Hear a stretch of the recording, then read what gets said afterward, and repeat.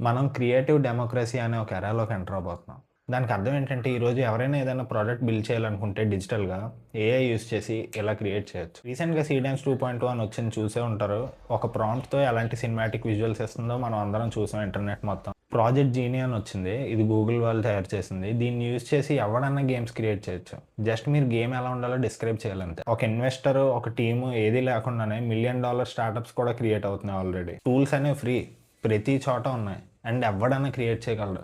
కానీ only problem ఏంటంటే distribution. ఈ డిస్ట్రిబ్యూషనే బిగ్గెస్ట్ థింగ్ ఈరోజు. సో ప్రతి బిజినెస్ ఈ డిస్ట్రిబ్యూషన్ కోసం పరిగెడుతున్నాయి. ఈ డిస్ట్రిబ్యూషన్ ఎలా వస్తది? జనాల ట్రస్ట్ గెయిన్ చేసుకుంటే వస్తది. ఈ డిస్ట్రిబ్యూషన్ బిల్డ్ చేయడానికి ఏదైనా బెస్ట్ థింగ్ ఏమన్నా ఉందంటే అది కాంటెంట్ క్రియేషన్. మీరు అబ్జర్వ్ చేసుంటే zero the founder Nikhil Kamath ఇప్పటివరకు ఎన్ని వాల్యుబుల్ పాడ్‌కాస్ట్స్ ఇచ్చారో మీరందరూ చూసే ఉంటారు. దీనివల్ల జనాలు తనని ట్రస్ట్ కూడా చేస్తారు అండ్ వాల్యూ కూడా యాడ్ అవుతుంది వాళ్ళ లైఫ్‌లోకి. So, the best way to gain audience trust and build a personal brand is through content creation. అందుకే ఒకవేళ నువ్వు ఫ్యూచర్‌లో బిజినెస్ స్టార్ట్ చేయాలనుకుంటే నీ పర్సనల్ బ్రాండ్‌ని ఇప్పటి నుంచి బిల్డ్ చేయడం స్టార్ట్ చెయి.